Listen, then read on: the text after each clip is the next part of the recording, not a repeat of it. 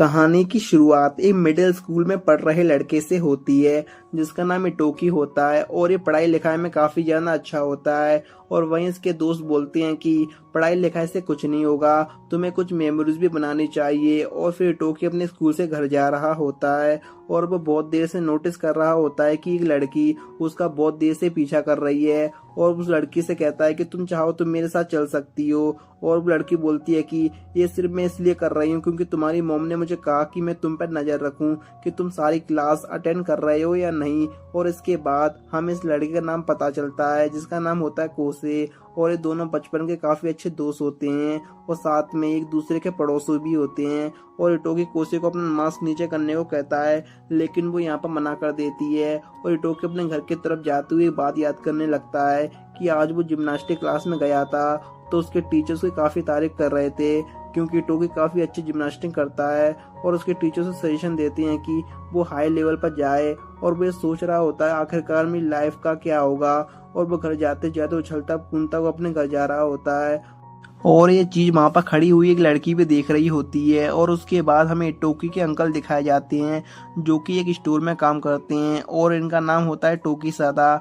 और जिस स्टोर में एक काम करते हैं उनकी मैनेजर और कोई नहीं बल्कि इटोकी की मॉम होती है। जिसके बाद हमें पता चलता है कि इटोकी के फादर की मौत काफ़ी पहले हो चुकी है। और अब अगले सीन में हमें दिखाया जाता है कि इटोकी अपने स्कूल आ जाता है और जैसे ही वो अपनी अलमीरा ओपन करता है उसे वहाँ पर लव लेटर मिलता है। और ये देखकर इटोकी काफ़ी ज़्यादा खुश हो जाता है क्योंकि उसे लाइफ में पहली बार किसी ने लव लेटर दिया होता है। और इसके बाद हमें पता लगता है कि लव लेटर उस लड़की ने दिया होता है जो कि इटोकी काफ़ी टाइम से पहले छुप छुप कर देख रही होती है।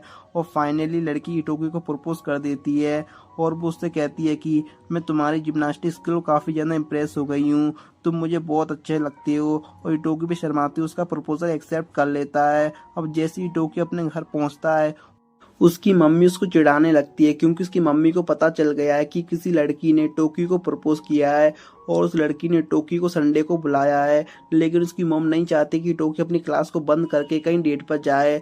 और ये तो हमें आगे पता लगेगा कि उसकी मम्मी भी उसे डेट पर जाने के लिए क्यों मना कर रही है। जिसके बाद हमें उस लड़की का नाम बताया जाता है और जो होता है सातोमी। और हमें संडे का सीन दिखाया जाता है इसलिए टोकी अपनी मम्मी को चकमा देते हुए अपनी अंकल की कार में बैठ सातोकी से मिलने आ जाता है। लेकिन उसे नहीं पता कि डेट पर लड़कियों को कैसे ट्रीट करते हैं।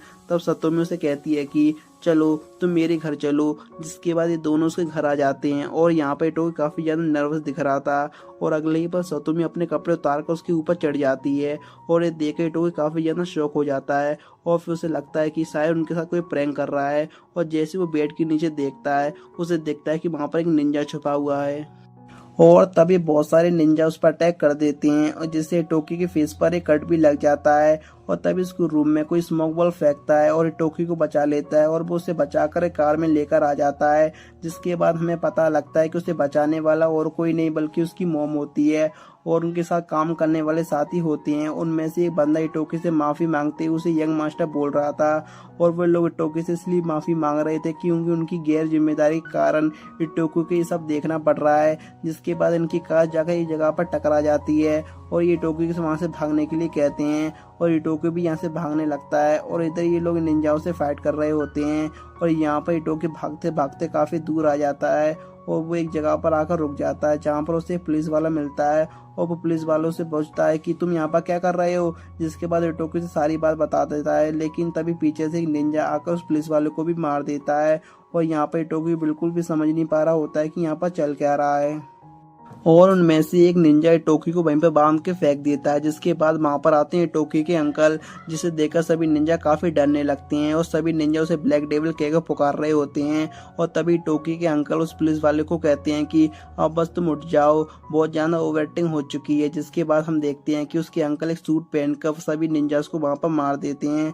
और इधर हम देखते हैं कि टोकी होश में आ जाता है और वहां वो देखता है कि वो तो कोसे की गोद में लेटा है और इटोकी को समझ में नहीं आ रहा होता है कि उस पर हमले क्यों हो रहे हैं। और तभी उसके अंकल आकर कार का दरवाजा खोलते हैं और इटोकी पूछता है कि अभी हम कहाँ पर हैं। और तभी वो अचानक देखता है कि वो कुछ लोगों के बीच बैठा हुआ है और तभी वो अपनी मॉम को सामने बैठे हुए देखता है और वो अपनी मॉम से कुछ बोलने वाला होता है कि लेकिन उसकी मॉम उसे वहीं पर रोक देती है। और कहती है कि इस जगह पर तुम मुझे अपनी मॉम कहकर मत बुलाओ, और उसकी मॉम कहती है कि यहाँ पर तुम मुझे चीप कहकर बुलाओ। और उसकी मॉम बताती है कि हम सभी ईगा विलेज के शिनोबी हैं जो कि अभी यहाँ पर रह रहे हैं, और इटोकी को भी अभी यहाँ पर ये समझ में नहीं आ रहा होता है कि यहाँ पर चल क्या रहा है। और उसकी मॉम कहती है कि अभी तक वे लोग जो भी कर रहे थे वो सिर्फ दुनिया को दिखाने के लिए था, और सिर्फ वही लोग नहीं, इस कंट्री में बहुत सारे निंजा क्लैंस रहते हैं जो कि इस तरह छुपे हुए हैं, और निंजा होने के कारण उन्हें बहुत सारे स्ट्रिक्ट रूल्स फॉलो करने पड़ते हैं। लेकिन जो गोवा क्लैन है वो कोई भी रूल्स फॉलो नहीं करते। और उसकी मम्मी भी बताती है कि यहाँ पर अभी जितने भी क्लैन हैं उनमें सबसे खतरनाक गोवा क्लैन है, क्योंकि उन लोगों के पास आधुनिक जिजित्सु और बहुत सारा पैसा, बहुत सारे हथियार हैं। और इन लोगों को पता लगा है कि गोवा विलेज के लोग ईगा विलेज के ऊपर कब्जा करना चाहते हैं, और इसका मतलब अभी थोड़ी देर पहले जो निंजा तुम पे अटैक कर रहे थे वो गोवा क्लैन के ही थे। और इटोकी अपनी मम से पूछ रहा होता है कि आखिरकार वो लोग मेरे पे अटैक क्यों कर रहे थे। और उसकी मम बताती है कि क्योंकि तुम ईगा क्लैन के हो और तुम ईगा के नॉन सक्सेसर हो। और फिर आगे हमें दिखाया जाता है कि वो सभी लोग उसके सामने झुक रहे होते हैं, और फिर सीन चेंज होता है जहाँ पर हमें गोवा क्लैन के लोगों को दिखाया जाता है। और गोवा क्लैन का एक सब्स्टिट्यूट जिसका नाम कीरू है वो अपने गांव वालों को बहुत ज़्यादा मोटिवेट कर रहा होता है, क्योंकि उन लोगों ने अपने चीफ को खो दिया है जिसका नाम शीन मारू था। और जिधर वे लोग बोल रहे होते हैं कि हमें अपने चीफ का बदला जरूर लेंगे। और फिर गाइस इसी के साथ हमारा एपिसोड यहीं पर खत्म होता है। तो इस एपिसोड की स्टार्टिंग में हमें टोकी को दिखाया जाता है जो कि अपने मन में सोच रहा होता है कि ये निंजा विंजा असल में एग्जिस्ट करते हैं क्या। जिस पर उसकी मम बताती है कि निंजा बहुत ज्यादा ताकतवर होते हैं और उनके सामने पुलिस वाले भी बहुत ज्यादा कमजोर होते हैं, तुम बहुत ही जल्दी प्रिपेयर हो जाओ और बहुत ज्यादा स्ट्रांग बनो। जिसके बाद इटोकी के अंकल उसे खींच कर ले जाते हैं और बाहर इटोकी के अंकल उसे कहते हैं कि अब तुम्हारे पास बस दो ही रास्ते हैं, एक तो तुम निंजा बनकर इस विलेज को प्रोटेक्ट करो या फिर कमजोर बनकर उन लोगों के हाथ मारे जाओ। अब तुम्हें डिसाइड करना है कि तुम्हें क्या करना है। इटोकी यहाँ पर बहुत ज्यादा घबरा जाता है और बोलता है कि अभी कुछ देर पहले उस पर बहुत ज्यादा जानलेवा हमले हो रहे थे, अब उसे बोला जा रहा है कि तुम्हें निंजा बनो, लेकिन ये बहुत ज्यादा मुश्किल है। और इटोकी का अंकल उसे यही हालत देकर बोलते हैं कि अगर तुम चाहते हो तो मैं तुम्हें लेकर भाग सकता हूँ, लेकर अगर तुम अभी मना कर दोगे तो फिर तुम कभी नहीं भाग सकते। असल में इटोकी के फादर इस विलेज के हेड थे और उनके मरने के बाद इटोकी को यहाँ पे हेड बनना था, लेकिन वो काफी ज्यादा छोटा था इसलिए रिस्पॉन्सिबिलिटी उसकी मॉम को लेनी पड़ी। लेकिन उसकी मॉम एक निंजा भी नहीं है, लेकिन फिर भी ये रिस्पॉन्सिबिलिटी निभा रही है। अब इटोकी के पास दो रास्ते हैं, उसे जो चूज करना है वो चूज कर सकता है। और अपने अंकल के मुंह से सारी बातें सुनकर वो काफी ज्यादा रोने लगता है और कहता है कि मैं अपनी मॉम को छोड़कर कभी नहीं जाऊंगा। और इधर हमें सातोमे को दिखाया जाता है जिसने इटोकी को मारने की कोशिश की होती है, और अब उसे पता चलता है कि इटोकी ईगा क्लैन वालों के मिशन में शामिल हो चुका है, इसलिए वो शपथ लेती है कि वो इटोकी को मार कर ही रहेगी। उसके बाद हमें गोवा क्लैन के वालों को लोग दिखाया जाता है जो कि सभी बैठकर ईगा क्लैन वालों पे हमला करने का प्लान बना रहे होते हैं। उसके बाद हमें इटोकी को दिखाया जाता है जो कि अभी नींद से उठ जाता है, और तभी वहां पर एक लेडी आती है और उसे कहती है कि जल्दी से आप ब्रेकफास्ट कर लीजिए, उसके बाद हम ऊमा क्लैन वालों की सिचुएशन में मीटिंग करेंगे।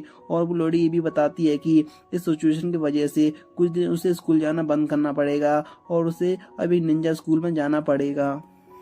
जिसके बाद इटोकी एक निंजा स्कूल के एडवर्टाइजमेंट को देखता है और कहता है कि ये तो फेक एडवर्टाइजमेंट थी, लेकिन ये तो रियल है और उसकी इन्फॉर्मेशन तो इंटरनेट पे भी अवेलेबल थी, इसलिए लोगों को कमी शक होता था।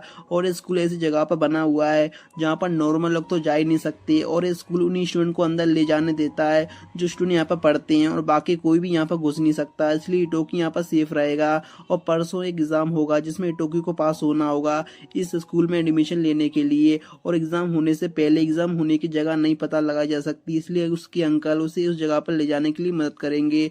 फिर हमें टोकी की मम्मी को स्टोर को दिखाया जाता है जहाँ पर एक आदमी आया होता है जो कि गोवा क्लैन का सेल्स मैनेजर होता है, और इटोकी के पूछने पर वो लेडी उसे बताती है कि 80 साल पहले एक बहुत बड़ी लड़ाई हुई थी जहाँ पर बहुत सारे शिनोबी लड़े थे। और यहाँ पर इटोकी की मॉम को दिखाया जाता है और वो इन लोगों से यहाँ पर स्टोर के प्राइस बढ़ाने की कह रही होती है, क्योंकि जिस एजेंसी के साथ ये लोग काम कर रहे थे अब गोवा क्लैन वालों ने उनके ऊपर टेक ओवर कर लिया है, और यहाँ पे इटोकी की मॉम के पास और कोई ऑप्शन नहीं बचता, इसलिए वो इटोकी टर्म्स एंड कंडीशन माननी पड़ती हैं।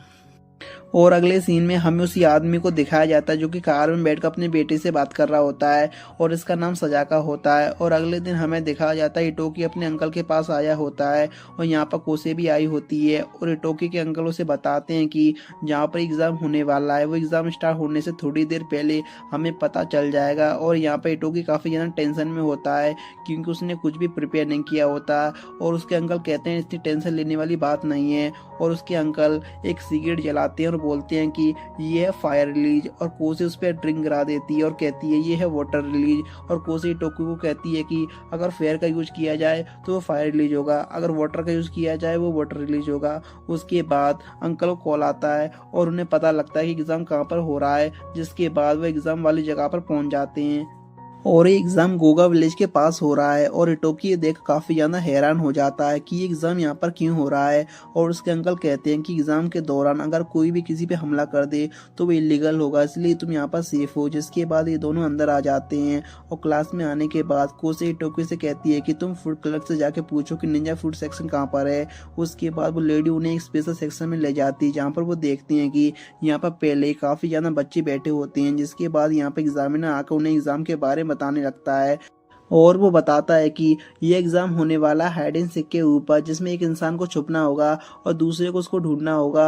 अगर छुपने वाला इंसान 10 मिनट तक छुप जाता है तो वो एग्जाम में पास हो जाएगा, अगर ढूंढने वाला इंसान उसे 10 मिनट के अंदर अंदर ढूंढ लेता है तो वो एग्जाम में पास हो जाएगा। और इन सभी लोगों के ऊपर कैमरे से नज़र भी रखी जाएगी और अगर कोई भी यहाँ पर गलत हरकत करता नजर आएगा उसे डिस्क्वालीफाई कर दिया जाएगा। जिसके बाद हम देखते हैं कि यहाँ पर पहला एग्जाम कोशिका का होता है, वो काफ़ी आसानी से लड़के को ढूंढ लेती है। और अगला एग्जाम होता है इटोकी का जो कि लड़की के साथ होता है और उसके बाद हमें पता लगता है कि यह लड़की कोई नहीं सातोमी है जो कि यहाँ पर बेहोश बदल के आई होती है इटोकी को मारने के लिए। और इटोकी भी यहाँ पर समझ जाता है कि यह लड़की कौन है, लेकिन एग्जामिनर की वजह से उसे अंदर जाना पड़ता है। और तभी हम देखते हैं कि इटोकी को मारने के लिए एक लड़का उसके पीछे आ रहा होता है, लेकिन तभी उसके अंकल आकर उसे बचा लेते हैं। और वहीं कोसे भी आ जाती है जो कि अपना फेस छुपा कर रखा होता है ताकि एग्जामिनर को पता न लग जाए। अगर ऐसा होता है तो ये दोनों ही डिस्क्वालीफाई हो जाएंगे।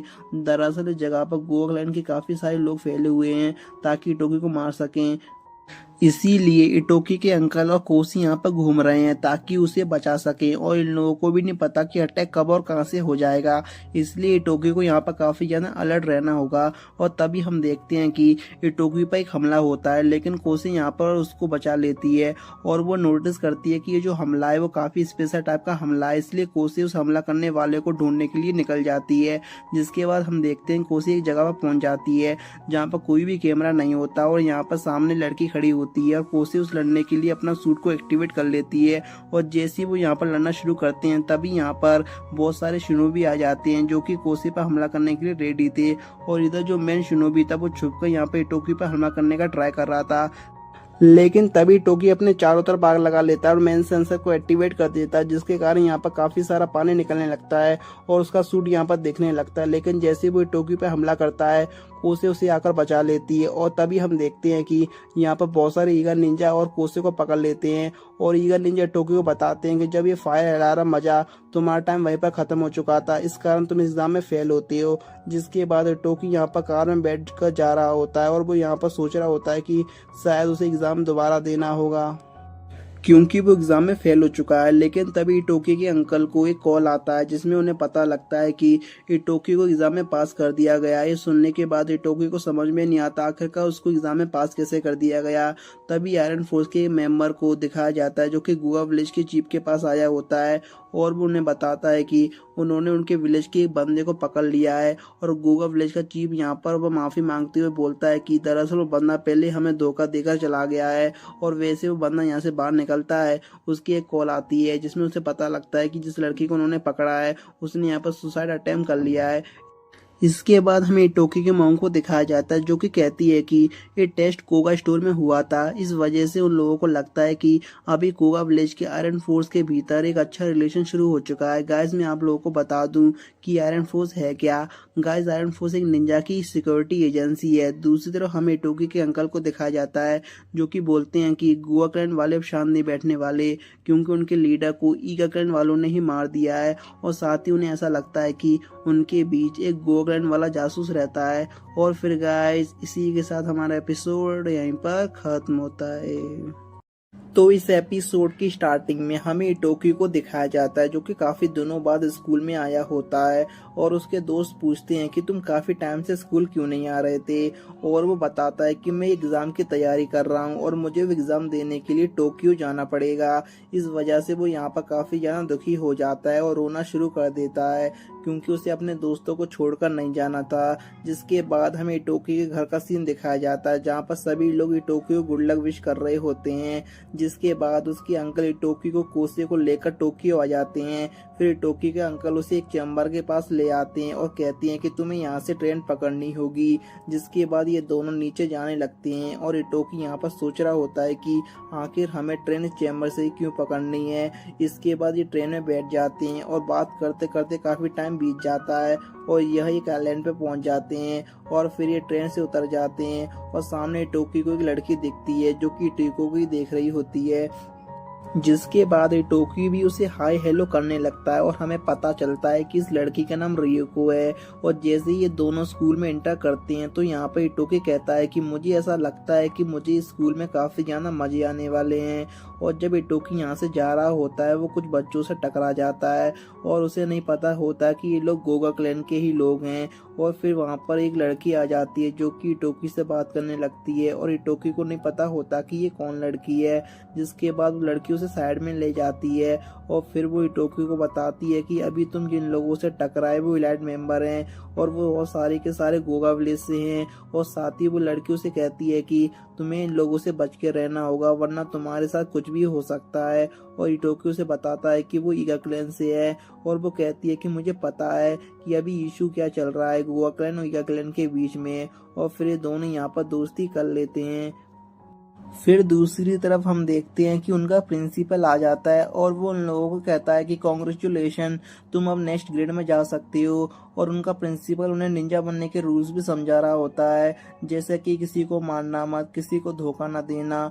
दूसरी तरफ हम दिखाया जाता है कि किरोगी इटोकी क्लासमेट होती है जिधर इटोकी कोसे को उसके साथ इंट्रोड्यूस करवाता है। और फिर लोग एक वेंडिंग मशीन के सामने आ जाते हैं जहाँ पर लंच रखा होता है और यहाँ पर इन लोगों को लंच खरीद कर ही खाना पड़ेगा जैसे कि इटोकी मेगा वाले लंच को लेने वाला होता है। और तभी किरोगी उसके हाथ को लेकर एक सस्ते वाले लंच पर टैप करती है जिससे उसे सस्ता वाला लंच मिलता है। और यहाँ पर इटोकी को समझ में नहीं आ रहा होता है कि वो इतने से लंच का क्या करेगा। और तब किरोगी बताती है कि ये सिर्फ छोटा लग रहा है लेकिन इसे खाने से काफी ज्यादा एनर्जी मिलेगी और पेट भी भर जाएगा। और फिर ये तीनों यहाँ पर बैठकर लंच करने लगते हैं जहाँ पर किरोगी ने बताती है कि यहाँ पर गोगा क्लैन वाले काफी ज्यादा पावरफुल हैं और इनके पास अंधा पैसा है। अगर हम यहाँ पर मेगा लंच लेंगे तो इन लोगों को काफी ज्यादा बुरा लगेगा और ये लोग नहीं चाहते कि कोई भी इनकी बराबरी करे। लेकिन इटोकी को उन लोगों की ये बात अच्छी नहीं लगती और इस कारण वो गोगा क्लैन के बारे में कुछ बोलने लगता है। और तभी गोगा क्लैन का एक बंदा इटोकी के पास आकर उसे बहस शुरू कर देता है और तभी उनके क्लैन का एक लीडर आगे आकर उसे शांत करता है। और वो लीडर कहता है कि हमारे क्लैन के लीडर को ईगा क्लैन वालों ने मार दिया। और इस कारण वो काफी ज्यादा गुस्सा हो जाता है और भड़क के इटोकी को कहता है कि हम लोग गोगा क्लैन वाले कभी भी ईगा क्लैन वालों को माफ नहीं करेंगे। जिसके बाद हमें दूसरे सीन में इटोकी की मॉम को दिखाया जाता है जहाँ पर उसके अंकल कहते हैं कि तुमने इटोकी को सच्चाई क्यों नहीं बताया। जिसके जवाब में उसकी मॉम कहती है कि मैं बस एक सही टाइम का इंतजार कर रही हूँ। और उसके बाद अंकल कहते हैं कि कहीं इस चक्कर में कुछ गड़बड़ ना हो जाए। और यहाँ पर हम देखते हैं कि इटोकी अपने रूम में रेस्ट कर रहा होता है और तभी यहाँ पर कोसे आ जाती है और वो इटोकी को बताती है गोगा क्लैन वाले उन पर सिर्फ इल्जाम लगा रहे हैं तो इसलिए तुम्हें यहाँ पर टेंशन लेने की कोई जरूरत नहीं है। और इटोकी यहाँ पर कहता है कि शायद मुझे ऐसा लगता है कि हमारे क्लैन के ही किसी मेंबर ने उनके हेड को मारा है। और अगले सीन में हमें दिखाया जाता है कि उनके टीचर उन्हें कंबाइन करके उनकी ट्रेनिंग करा रही होती है और वो टीचर बताती है कि आज मैं तुम्हें निंजा कोड और निंजा सूट को कैसे इस्तेमाल करना है वो बताऊंगी।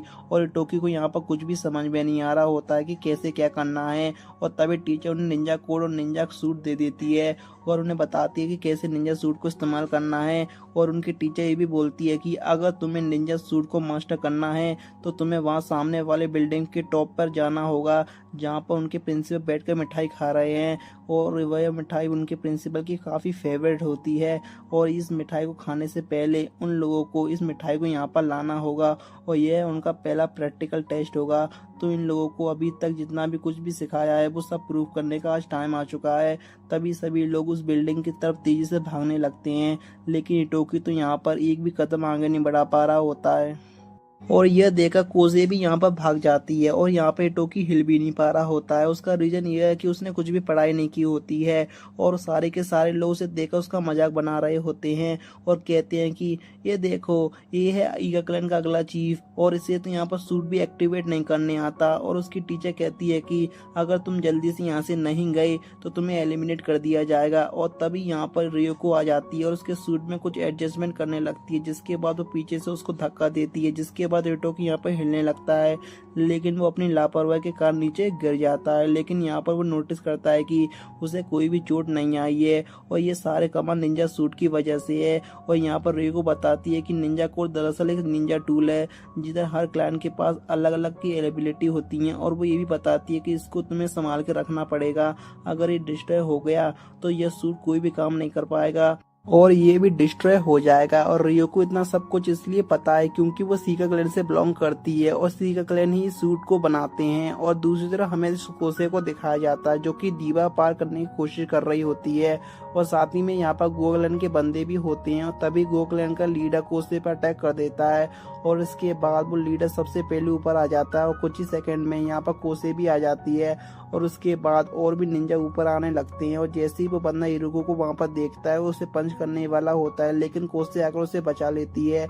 और दूसरी तरफ हमें दिखाया जाता है किरोकु और कुछ बंदे उसे घेर लेते हैं और इधर इतोकी रियो को अलग अलग हो जाते हैं और इतोकी को आगे चलकर किरोकु मिलती है। और जैसे उसे पता चलता है गोक्लैन वालों ने उस पर हमला किया है तो यह सुनकर उसे काफी ज्यादा गुस्सा आ जाता है, जिसके बाद वो गोक्लैन वालों के बंदों के पास जाता है और गोक्लैन वाले बंदों ने एक बंदे को पकड़ कर रखा होता है और यहाँ पे इतोकी आकर उन पर हमला करने वाला होता है, लेकिन वो लोग यहाँ पर बच जाते हैं क्योंकि अभी भी इतोकी काफी ज्यादा कमजोर है। जिसके बाद ये लोग इतोकी को पकड़कर बहुत ज्यादा मारना पीटना शुरू कर देते हैं और तभी प्रिंसिपल आकर उन लोगों को ये करने से मना करता है और प्रिंसिपल को देखकर ये लोग यहाँ से भाग जाते हैं और प्रिंसिपल इतोकी को बहुत समझाकर यहाँ से चले जाते हैं। और उसके बाद हमें दिखाया जाता है इटोकी को मिठाई लाकर किरोकी को दे देता है जो कि गोक्लैन वालों ने उससे छीन कर ले गए थे और ये मिठाई होती है जो कि उनके प्रिंसिपल खा रहे थे। इधर हमें गोक्लैन के बंदों को दिखाया जाता है जो कि यहाँ पर मिठाई अपने टीचर को देने ही वाले थे, लेकिन जब उसे वो ढूंढता है उससे वो मिठाई नहीं मिलती और उसे याद आता है जब वो इटोकी को मार रहे होते हैं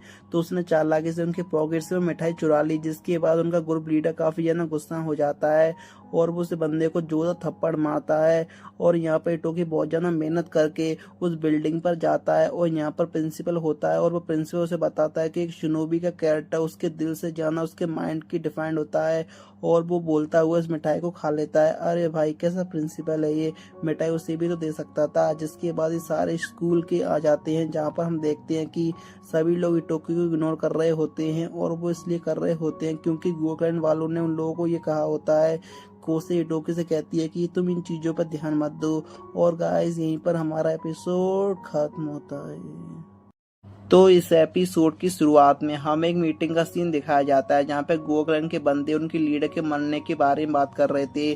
दरअसल जहाँ पे उनका लीडर मरा वहाँ पर कोई भी एविडेंस नहीं मिला, लेकिन वहाँ पर एक वेपन मिला था जो कि गोक्लैन से काफी ज्यादा मैच करता है और इन सभी का शक एक ही बंदे पे है, टोकी सदा, जो कि इतोकी के अंकल हैं। और तभी हम देखते हैं कि यहाँ पर एक लड़की आती है जो कि इनकी एक न्यू मेंबर होती है और इन लोगों से तोकी सदा पर नजर रखने के लिए कहते हैं और वो उसे बताते हैं कि तोकी सदा काफी ज्यादा पावरफुल है और वो बहुत ही ज्यादा तेज है, इसलिए वो कैमरे में अभी तक कैप्चर नहीं हुआ, इसलिए तुम्हें उसे संभल कर रहना होगा। और इसके बाद हमें तोकी सदा को दिखाया जाता है जो कि एक बंदे के पास आया होता है जिसका नाम कानिसु होता है और वो उसे देखते ही उस पर अटैक कर देता है। दूसरी तरफ हम देखते हैं इतोकी को बहुत सारी किताबों को लेकर आता है क्योंकि उसे निंजा टूल्स के बारे में जानकारी चाहिए होती है। फिर किरोगी से कहती है कि निंजा होने का मतलब आंसर को याद करना नहीं, उनको चुराना होता है। और आगे वो ये भी बताती है कि एग्जाम शुरू होने से पहले टीचर आंसर को छुपा देगी और हमें उन आंसर को ढूंढना है, लेकिन जो इन आंसर को ढूंढते हुए पकड़ा गया वो एग्जाम में फेल हो जाएगा और अभी उन लोगों को एक सेट ऑफ आंसर चाहिए, तो इसलिए वो लोग यहाँ पर प्लान करते हैं कि कैसे वो आंसर को चुराएंगे। और इधर हम देखते हैं कि गुआ क्लैन वाले ईगा क्लैन वाले पर काफी ज्यादा गुस्सा निकाल रहे होते हैं और सजाओ को अपने लोगों को शांत होने के लिए कहता है। और वो कहता है कि हमें एक परफेक्ट टाइम का इंतजार करना चाहिए, लेकिन वहां पर एक बंदा नहीं मान रहा होता और वो अकेले ही उनसे बदला लेने के लिए तैयार हो जाता है। और इधर रियो को एक साइन को दिखाती है और वो बताती है कि ये साइका विलेज का साइन है और उनके स्कूल के सारे टूल्स उन्हीं के विलेज से बनते हैं। और वो उसे ये भी बताती है कि वो एक निंजा टूल क्राफ्टमैन बनना चाहती है, लेकिन उसके फादर एक विलेज के चीफ हैं, इसलिए उसके फादर नहीं चाहते कि उनकी बेटी आगे जाकर इस विलेज को सक्सीड करे। और इस स्कूल में आने से पहले उसके पापा ने उसके साथ एक शर्त रखी है कि तुम निंजा वर्ल्ड से अपने सारे रिश्ते तोड़ दोगी। और इधर हम किनिसो और कतो की सदा को दिखाया जाता है और कैनिसो से माफी मांगता है उस पर अटैक करने के लिए। और कैनिसो कहता है कि मुझे पता चला है कि गुआ क्लैन और ईगा क्लैन के बीच में चीजें अच्छी नहीं चल रही हैं, और इनकी बातों से पता चलता है कि गुआ क्लैन वालों ने साइका विलेज से टूल्स लेना बंद कर दिए हैं और वो किसी बार की ऑर्गेनाइजेशन से सारे टूल्स खरीद रहे हैं। और यहाँ पर हमें दिखाया जाता है इतोकी और उसके साथी को, वो यहाँ पर प्लान कर रहे होते हैं कि कैसे आंसर को चुराना है। जिसके बाद यहाँ पर दो बंदे और आते हैं और उन्हें ज्वाइन करने के लिए कहते हैं। और उनमें ऐसे एक बंदा वही होता है जो इसके इटोकी ने गुआ क्लैन वालों से बचाया होता है। और किरोगी उन लोगों से कहती है कि हमें ये काम आज रात को ही करना होगा। इसके बाद रात का सीन दिखाया जाता है और वो सभी अपने टीचर के रूम के बाहर आ जाते हैं और रियोको ने इटोकी को ड्रोन दिया होता है। वो चाहती है कि वो उसकी मदद से टूल्स का यूज़ करना सीख जाए। और जैसे ही इटोकी इस टूल का यूज़ करता है वो उधर देखता है कि आंसर कहाँ पर रखे हुए हैं, लेकिन क्लास में अभी भी उनकी टीचर बैठी होती है। लेकिन इटोकी की लापरवाही की वजह से वो ड्रोन दरवाजे से टकरा कर वहीं गिर जाता है, जिस वजह से उसकी टीचर भी यहाँ पर अलर्ट हो जाती है और फिर सारे रोप की मदद से यहाँ से भागने लगते हैं। लेकिन इटोकी को समझ में नहीं आता कि वो यहाँ क्या करे। जिसके बाद वो भी भागने के लिए रोप को ऊपर की तरफ फेंकता है, लेकिन रोप यहाँ पर नहीं फंसती, जिस वजह से वो नीचे गिरने लगता है। लेकिन कोसे और रियो को सही टाइम पर उसे बचा लेते हैं और इटोकी टीचर के बिल्कुल पीछे ही था, इसलिए टीचर को डिस्ट्रैक्ट करने के लिए इरोकी स्मोक बॉम्ब का यूज करती है, जिस वजह से टीचर को पता चल जाता है कि आखिरकार यहाँ पर चल क्या रहा है। इसीलिए टीचर उन सभी का पीछा करने लगती है और उन लोगों का ये प्लान होता है कि जैसे ही वो टीचर को डिस्ट्रैक्ट करेंगे तभी टोकी क्लास में जाकर उस आंसर सीट को ले आएगा। उसके बाद हमें टोकी सदा को दिखाया जाता है जो कि कैमरे को चकमा देते हुए एक बिल्डिंग के अंदर घुस जाता है और यहाँ पर इटोकी भी क्लासरूम के अंदर चला जाता है, लेकिन उसे यहाँ पर लॉकर की नहीं मिलती, जिसका मतलब ये है कि वो अभी भी टीचर के पास है। और इधर इटोकी किरोगी को की लाने के लिए कहता है, लेकिन किरोगी के लिए काफी ज्यादा मुश्किल था। और आगे हम देखते हैं कि किरोगी और लड़के अलग अलग हो जाते हैं और जो लड़के यहाँ पर अलग अलग होते हैं उनको गुआ क्लैन वाले पकड़ लेते हैं और काफी ज्यादा मारते हैं। और वो लोग इतोकी को इन्फॉर्म कर देते हैं कि उनके ऊपर गुआ क्लैन वाले ने अटैक कर दिया है और ये सुनकर कोसे उनकी मदद करने के लिए वहां पर चली जाती है। और तभी रियोको ईगा क्लैन का बनाया हुआ एक न्यू टूल दिखाती है। वैसे ये टूल एक प्रोटोटाइप है पर एक अच्छा निंजा टूल है और अगर ये लोग पकड़े ना जाएं तो सब कुछ सही रहेगा। और फिर ये दोनों मिलकर इस गन की मदद से उस लॉकर को खोलने की कोशिश करते हैं, जिसके बाद हम देखते हैं कि टोकी सदा उस बिल्डिंग में घुस चुका होता है और वो एक निंजा टूल का इस्तेमाल कर रहा होता है और ये लॉकर को खोलने के लिए, लेकिन उसके खुलने में अभी भी 32 मिनट लगेगी। तभी वो नोटिस करता है कि उसके ऊपर ही पासवर्ड लिखा हुआ है और जैसे ही वो पासवर्ड को डालता है वो लॉकर खुल जाता है और वो देखता है कि लॉकर के अंदर कोई भी ब्लूप्रिंट नहीं है, बस वहाँ पर कुछ पैसे रखे हुए हैं। और दूसरी तरफ हम देखते हैं कि ये दोनों आंसर शीट वाले लॉकर को खोल लेते हैं और वो बाकी लोगों को भी इन्फॉर्म कर देते हैं कि हमने लॉकर को खोल लिया है और हमें आंसर शीट मिल गई है और हमारा मिशन यहीं पर कंप्लीट हो चुका है। जिसके बाद हमें उस लड़की को दिखाया जाता है जो कि टोकी सदा पर नजर रखने का काम कर रही है और अचानक से उसके सामने स्पाइडर जैसा टूल आ जाता है और उसका फेस कैमरे में आ जाता है और तभी सभी के सभी अलार्म बजने लगते हैं और वो लड़की वहां से बचकर भागने लगती है, लेकिन सभी गार्ड उसका पीछा करने लगते हैं। जिसके बाद हमें दिखाया जाता है कि वो लड़की मिशन इंस्ट्रक्टर को आगे सब कुछ बता देती है और इंस्ट्रक्टर उसे बोलता है कि मैं तुम्हें मौका देता हूँ, अभी भी हार मान लो, लेकिन वो लड़की यहाँ पर मना कर देती है। इस वजह से वो इंस्ट्रक्टर काफी ज्यादा खुश होता है क्योंकि उसे कोई ऐसा ही इंसान चाहिए था जो कि टोकी सदा की पावर देखने के बाद भी उस पर नजर रख सके। फिर हमें एग्जाम का दिन दिखाया जाता है जहाँ पर हमें पता चलता है कि जितने भी क्वेश्चन थे वो बिल्कुल ही डिफरेंट थे और जब किरोगी टोकी को ये सब पता चलता है इनकी तो हालत खराब हो जाती है। वहीं गोगन वाले काफी ज्यादा खुश हो रहे थे क्योंकि इन्होंने उस लॉकर को चेंज करी थी, जिस वजह से ये दोनों ही यहाँ पर डिफरेंस हो जाते हैं। और तब वहाँ पर रियोको आती है और वो कहती है भले क्वेश्चन अलग हो लेकिन मुझे सारे आंसर आते थे उसके बाद हमें टोकी की मम को दिखाया जाता है, जो कि टोकी सदा से पूछती है कि क्या तुम्हें कोई इन्फॉर्मेशन का पता चला या फिर नहीं। और टोकी बताता है कि हमें साइका विलेज से एक इन्फॉर्मेशन मिली है कि गीगा विलेज वाले सीक्रेट कोर डेंजर को पाने के लिए पीछे पड़े हुए हैं। और फिर एक मेंबर के पूछने पर टोकी की मम बताती है कि असल में निंजा कोर एग्जिस्ट करता है, लेकिन इसे बहुत ज्यादा सीक्रेट रखा हुआ है और इसके बारे में सिर्फ ईगा की चीफ को ही पता है और गोवा विलेज वाले उसे ढूंढना चाह रहे हैं। इसका मतलब ये है कि वो एक वॉर चाहते हैं। और इधर कोसे टोकी से कहती है कि हम लोगों में से ही कोई गोवा विलेज वालों से मिला हुआ है और उन्होंने ही आंसर पेपर चेंज किया है, वरना उनको कैसे पता चला कि हम कौन सा आंसर पेपर यहाँ पर लेने वाले हैं। और फिर गाइस यहीं पर हमारा एपिसोड खत्म होता है। तो इस एपिसोड की स्टार्टिंग में हमें पास्ट का सीन दिखाया जाता है, जहाँ पर सुजाकू कोगा विलेज के पिछले हेड से बात कर रहा होता है, जहाँ वो सुजाकू को बताता है कि मैं एक ऐसे वर्ल्ड को चाहता हूँ जहाँ कोई भी निंजा ना हो, क्योंकि निंजा का काम होता है वर्ल्ड को प्रोटेक्ट करना। तो एक ऐसा वर्ल्ड होना चाहिए जहाँ कोई भी एनिमी ना हो, ताकि निंजासों को लड़ाई वगैरह ना करना पड़े और सभी शांति से रह सकें। और सुजाकू भी कहता है कि मैं आपके गोल को कंप्लीट करने के लिए मैं आपकी मदद करूंगा। दरअसल ये सारी बातें लीडर ने मरने से पहले की होती हैं। फिर हमें क्लास का सीन दिखाया जाता है, जहाँ पर टीचर कहती है कि समर ब्रेक स्टार्ट होने से पहले यहाँ पर एक प्रैक्टिकल टेस्ट होने वाला है और इस प्रैक्टिकल टेस्ट में काफ़ी सारे स्टूडेंट घायल हो जाते हैं और कई स्टूडेंट तो हाई लेवल की इंजरी भी हो जाती है और एक निंजा बनने के लिए उन्हें हमेशा मौत का इंतजार करना पड़ेगा। और इटोकी ये बातें सुनकर काफ़ी ज़्यादा डर जाता है और वह किरोगी से कहता है कि मैं ये एग्ज़ाम ड्रॉप कर दूंगा। और किरोगी से कहती है कि तुम पहली वाले एग्ज़ाम में फेल हो चुके हो, अगर एग्ज़ाम में फेल हो गए तो तुम्हें स्कूल से निकाल दिया जाएगा। और इधर शियोनी और हयाती बात कर रहे होते हैं। गोवाकन वाले खुद को बहुत ज़्यादा ताकतवर समझते हैं, उन्होंने छोटे छोटे गांव को हराकर एक्सपांड किया है और ये निंजा रूल्स के बिल्कुल खिलाफ है, लेकिन वो ये लोग सारा काम पैसों की मदद से कर रहे हैं। और आगे वो ये भी बोलता है कि पिछला गोवाकन का जो लीडर था वो बहुत ज़्यादा अच्छा था और उसके कारण ही कुछ बदलाव हुआ था, लेकिन उसके मरने के बाद अब जो लीडर है वो बहुत ज़्यादा गंदा है और वो एक ऐसा लीडर था जो कि शांति चाहता था और कोई मार धान नहीं। और उससे पहले ज़्यादा ताकतवर पूरे क्लैन में कोई नहीं था, इसलिए लोग उसकी इज्जत किया करते थे, लेकिन फिर भी किसी ने उसका मर्डर कर दिया। और ये सुनकर वो लड़की कहती है कि एक ऐसा आदमी जो कि काफी ज्यादा ताकतवर है, रिस्पेक्टफुल है, लेकिन उस आदमी को ऐसे कैसे मार सकते हैं, और अगर ईगाकन वालों ने उसका मर्डर किया है तो उसके पीछे का रीजन क्या है।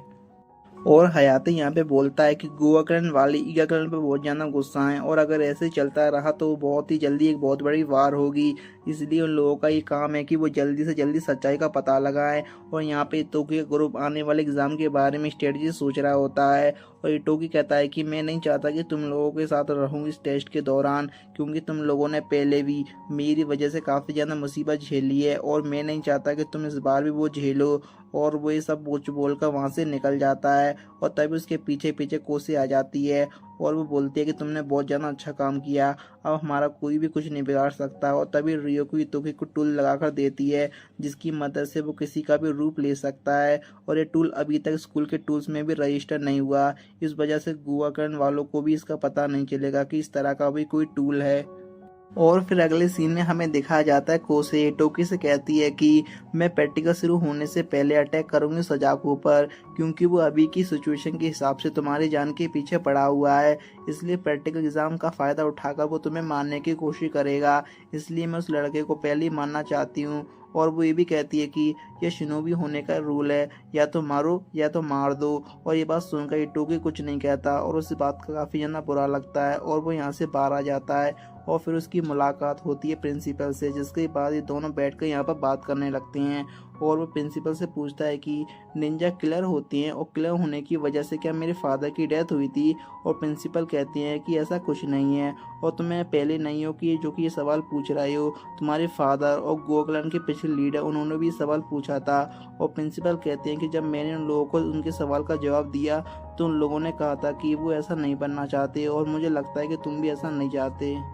और अगले सीन में हमें दिखाया जाता है कि कोसे इटोकी की प्रैक्टिस एग्जाम की तैयारी करवा रही होती है, जिसमें सामने से आने वाले निंजा का कोड चुराना पड़ेगा, लेकिन इटोकी एकदम से कोसे के सामने आ जाता है और उसके कोड चुराने की कोशिश करता है, लेकिन ये इतना भी आसान नहीं है।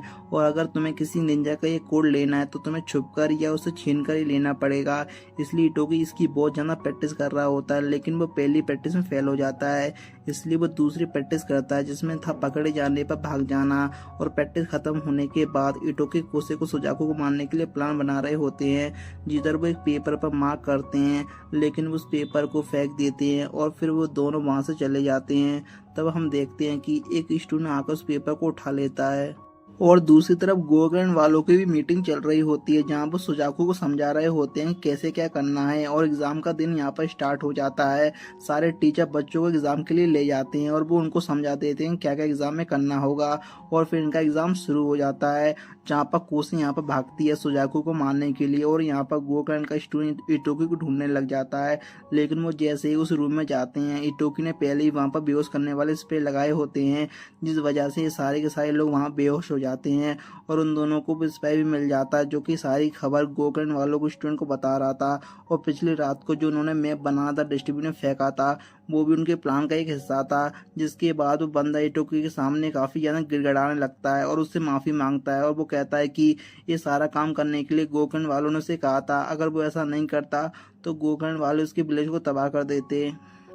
और फिर यहाँ पर गोकर्ण का एक लड़का आ जाता है, जो कि इटोकी को ढूंढ रहा होता है, लेकिन इटोकी पहले ही वहाँ पर भेस बदल के बैठा होता है, वो भी उस मास्क की मदद से। जैसे वो लड़का आगे बढ़ता है, इटोकी उसके पीछे से हमला कर देता है, लेकिन वो लड़का काफी आसानी से डोज कर लेता है और इटोकी को पंच मार देता है, जिससे इटोकी का मास्क टूट जाता है और वो अपने असली रूप में आ जाता है। जिसके बाद हमें पता चलता है कि सामने जो लड़का खड़ा है उसने भी ये मास्क पहना हुआ है और वो लड़का और कोई नहीं सुजुकी है।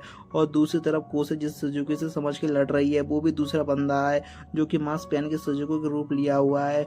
और यहाँ पे इटोकी सुजुकी से बचकर भाग रहा होता है, लेकिन सुजुकी पीछे से उसे लात मार के नीचे गिरा देता है। लेकिन फिर भी वो हिम्मत करके भागने लगता है और जैसे उसने ट्रेनिंग की थी, अगर तुम पकड़े जाओ तो वहां से भागना शुरू कर देना, तो वैसे ही वो वहां से भागना शुरू कर देता है। लेकिन सुजुकी भी उसका पीछा नहीं छोड़ता और लगातार उस पर अटैक करता रहता है और उससे कहता है कि ये तो मान लो कि गोकर्ण वालों ने हमारे लीडर को मारा है। और सुजुकी भी यहाँ पर बहुत ज्यादा गुस्से में होता है, इसलिए इटोकी को उसे दूर भागने ही ठीक लगता है। और इटोकी स्मोक ग्रेनेड का इस्तेमाल करके सुजुकी पे पेट पर एक अटैक करता है, जिससे उसका सूट खराब हो जाता है और साथ में यहाँ पर एग्जाम टाइम भी खत्म हो जाता है।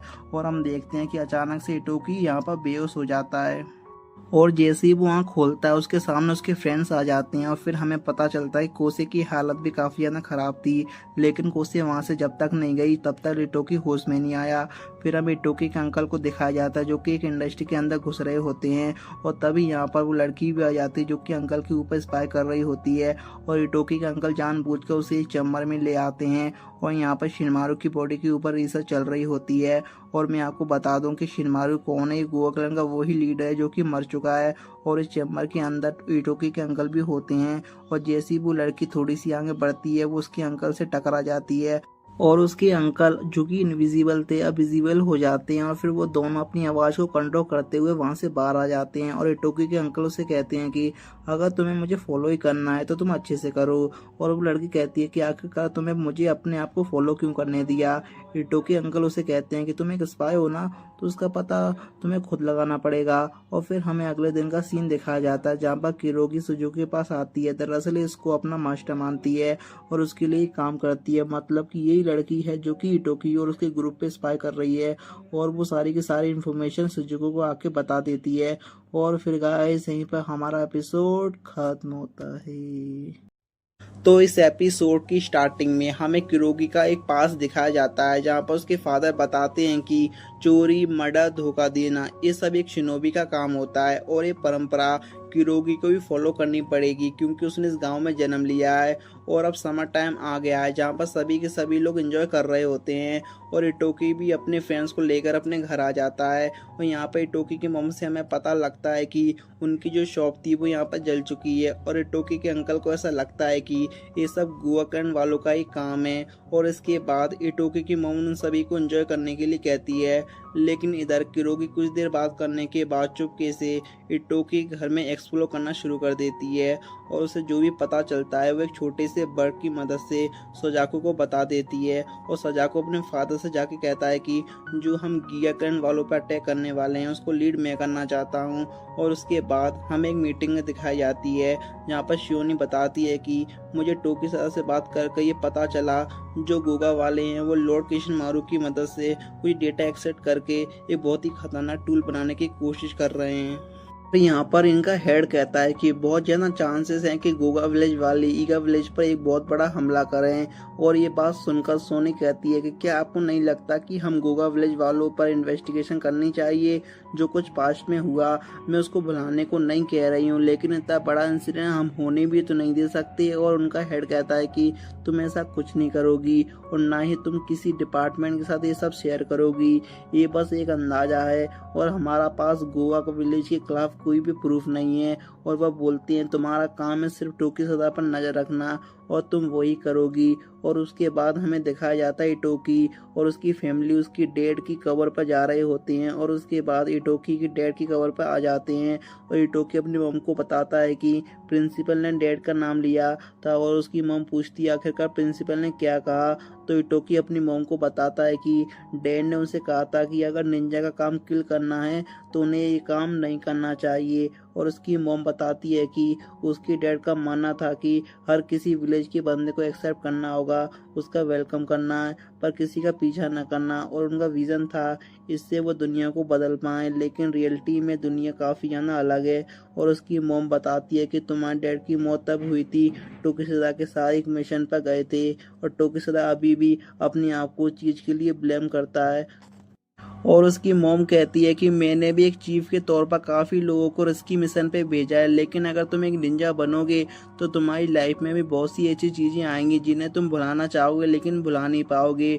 और इसके लिए तुम्हें तैयार रहना पड़ेगा। और फिर इटोकी और उसके फ्रेंड्स को दिखाया जाता है जो कि मार्केट में सब्जी लेने आए होते हैं, जो इनको बस यहाँ से सब्जी उठानी होती है। और इनको ये काफ़ी अजीब लग रहा था। और तभी इटोकी नोटिस करता है कि यहाँ के सभी लोगों को पता है कि इटोकी एक निंजा है। और तब वो कुछ दुकानदारों के पास जाता है और दुकानदारों से कहते हैं कि हम सब पहले से ही निंजा थे, बस तुम्हें इस बारे में अब पता लगा। और वो लोग उससे पूछते हैं कि तुम्हारा स्कूल कैसा चल रहा है, जिसके बाद हमें एक बूढ़ी अम्मा को दिखाया जाता है और वह इटोकी कहती है कि तुम्हें जाकर लाइव फिश पकड़नी होगी। जिसके बाद ही रिवर पर पहुंच जाते हैं और यहाँ पर तीनों लड़की अपने कपड़े चेंज करके आ जाती हैं और टोकी से पूछती हैं कि आखिरकार हम कैसी लग रही हैं। और कोसे तो यहाँ पर भी मास्क पहन कर रखती है और यहाँ पर इन तीनों ने स्विम सूट पहना होता है। और टोकी कहता है कि चलो चलो हमारे पास टाइम नहीं है, हमें रात से पहले मछली पकड़नी है। और यहाँ पे टोकी फिशिंग कर रहा होता है और रियो कागा उसे एक फिशिंग टूल देती है, लेकिन टोकी से यूज़ करने से मना कर देता है। और वो कहता है कि तुम्हें नहीं लगता कि इससे फिशिंग के टुकड़े टुकड़े हो जाएंगे। उसके बाद ये सारे मछली पकड़ने लगते हैं और कोसी और रियोक यहाँ पर ट्रिक की मदद से मछली पकड़ रहे होते हैं और किरुगी यहाँ पर फिशिंग रोड से मछली पकड़ रही होती है, लेकिन उससे भी वो काफ़ी ज़्यादा मछली पकड़ लेती है। और इटोकी उससे पूछता है कि क्या तुम कोई ट्रिक यूज़ कर रही हो, और वो उससे मना कर देती है, नहीं मैं ऐसा तो कुछ यूज़ नहीं कर रही हूँ, लेकिन मैं फिशिंग में ही अच्छी हूँ। और वो उसे बताती है कि मैं एक छोटी फिश पकड़ कर बड़ी फिश की एरिया में फेंक देती हूँ, जहाँ पर बड़ी फिश उसे खाने के लिए आ जाती है, जिसकी मदद से मैं ज़्यादा मछली पकड़ पा रही हूँ। और वो कहती है कि मैं भी बस एक चारे की तरह ही फील करती हूँ, क्योंकि मैं किसी निंजा विलेज से बिलोंग नहीं करती हूँ और मेरे पेरेंट्स भी फ्रीलांस निंजा का काम करते हैं और उनको भाव भी कम मिलता है। और जब काम होता है तभी उनको पूछा जाता है और वैसे कोई नहीं पूछता। और यहाँ पर किरोगी को अपने डैड की बात याद आती है, जो कि उसे कहते थे कि कभी भी एक्टिंग करना बंद मत करना, तुम्हारा काम है झूठ बोलना, दूसरों को धोखा देना। और उसमें वो कहता है कि तुम फ्यूज विलेज से हो और तुम्हें लोगों को धोखा ही देकर इस विलेज का हेड बनना है। और इटोकी उसके कहता है कि मैं तुम्हें काफ़ी टाइम से थैंक्स बोलना चाहता था, मैं एक निंजा नहीं बनना चाहता था, लेकिन तुम्हारी वजह से मैं एक निंजा बन रहा हूँ। और तुम मछलियों की तरह कोई भी चारा नहीं हो, तुम एक काइंड पर्सन हो जो कि दूसरे लोगों की मदद करती हो। और यहाँ सारी मछली लेकर वो घर पहुँच जाते हैं और यहाँ पर सोगी एक पर्सन और इटोकी को थैंक्स बोलते हैं। और इटोकी पूछता है कि आप इतनी सारी मछलियों को क्या करोगे। और वो बताते हैं कि आज के दिन सारे विलेज वाले गैदर करते हैं और पिछले चीफ को याद करते हैं। और इटोकी बोलता है तो अच्छा, हर साल आप इसी दिन सारे लोग गायब रहते थे। और सोगी बोलती है हाँ, इससे पहले हम सारी चीज़ें तुमसे छुप के करते थे। जिसके बाद ये सारे किचन में हेल्प कराने के लिए जाते हैं, पर इटोकी फिश भून रहा होता है, जहाँ पर इटोकी के अंकल एक फिश आकर छीन लेते हैं और उसको खाने लगते हैं। पर इटोकी उनसे कहता है बस आप काम से भाग रहे हो। और उसके अंकल बोलते हैं देखो मैं यहाँ पर फिश में पॉइजन चेक कर रहा हूँ। और इटोकी सभी लोगों को देखकर बोलता है ये लोग कितने ज़्यादा मेहनती हैं और कितने प्यार से रहते जाते हैं। टोकी के अंकल कहते हैं ये सब तुम्हारी मॉम की वजह से है, तुम्हारी मॉम ने इन सब लोगों को ये करा है। जिसके बाद इसके अंकल यहाँ के सारे फिश को लेके भाग जाते हैं और फिर वो शिनोबी को एक फिश ऑफर देते हैं और शिनोबी कहती है क्या मैं छुपने में इतनी ज्यादा बुरी हूँ। उसके अंकल कहते हैं नहीं नहीं, मेरे सामने सभी बुरे हैं। और वो उनके अंकल से पूछती है क्या किशमारून को आपने मारा था। उसके अंकल कहते हैं किस तरह इन्वेस्टिगेशन सामने ऐसे क्वेश्चन पूछता है और उसके बाद इन सबको खाना खाते हुए दिखाया जाता है, जहाँ पर इटोकी के अंकल खाना खाते हुए दारू पी लेते हैं और वहीं पर टल्ली हो जाते हैं और वो यहाँ पर मस्ती में गाना गा रहे होते हैं। और तभी इटोकी के पास कुछ लोग आते हैं और वो कहते हैं कि आज हम बहुत ज़्यादा खुश हैं और ये सब कुछ सिर्फ तुम्हारी मॉम की वजह से हो पाया। और वो लोग उसे बताते हैं कि तुम्हारे डैड की मौत के दौरान टोकी सदा काफ़ी ज़्यादा गुस्से में था, इसलिए उसकी फाइट आयरन फोर्स के एक बंदे से हो गई थी और टोकी सदा को पता था कि ये मर्डर है, लेकिन आयरन फोर्स का बंदा कहता है कि नहीं ये एक्सीडेंट है। जिसके बाद सभी के सभी लोग टोकी सदा पर गुस्सा हो जाते हैं और उसे मारने के लिए तैयार हो जाते हैं। और अगर ऐसे ही चलता रहा तो टोकी सदा सारे ही विलेज में ख़त्म कर देगा। जिसके बाद टोकी सदा की मॉम वहाँ पर आ जाती है, उसे रोक लेती है और एक थप्पड़ लगाकर उसे समझाती है कि, और वो यहाँ पर उसके चाकू को भी पकड़ लेती है और वो कहती है कि उसका पति इसलिए नहीं मरा कि यहाँ पर ऐसे खून खराबा चलता रहे, वो तो हमेशा ईगा की शांति चाहते थे।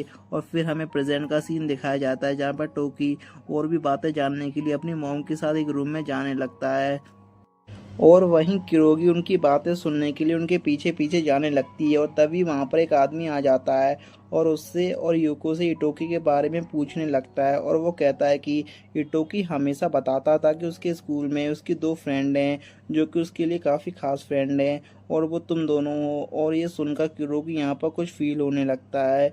और गाइस यहीं पर हमारा एपिसोड खत्म होता है।